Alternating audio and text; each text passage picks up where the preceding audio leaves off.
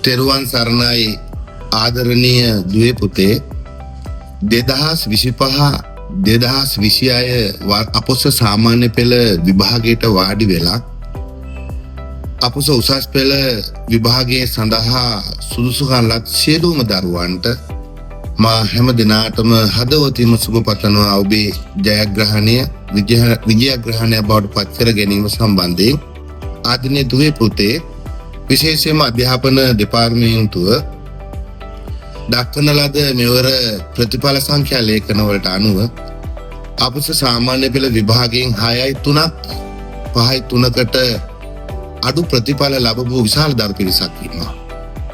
ඒ දරුවන්ට මම මතක් කරන්නේ පේරාදෙණිය ශ්‍රී ಭಾರತಿ බෞද්ධ විද්‍යායතනයේ ඉන්න ආචාර්ය මණ්ඩලය උත්තර පත්‍ර පරීක්ෂකවරුන්ගෙන් සැදුල්ලත් විශේෂ ගුරු මණ්ඩලයක් සහිත තාම දක්ෂ ගුරු මණ්ඩලයක් අප ආයතනය තුල සේවය කරනවා.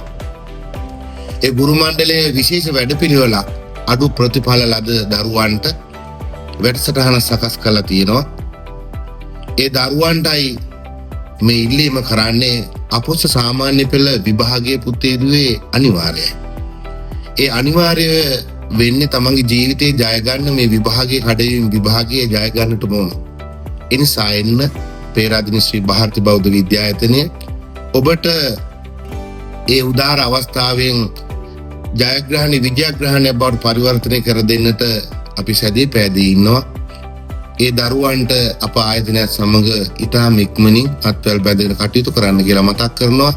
ඒ වගේම මේ සියලුම දෙනාට රජයෙන් ලැබෙන සියලුම වරප්‍රසාද සියල්ලම ලබා දෙමින් ඔබේ අහිංසක ප්‍රාර්ථනාව සඵල කරගන්න අපි අවස්ථාව හදලා තියෙනවා. එන්න අප හා සමග අත්වැල් බැඳගෙන කටයුතු කරගෙන යමු. තෙරුවන් සරණයි.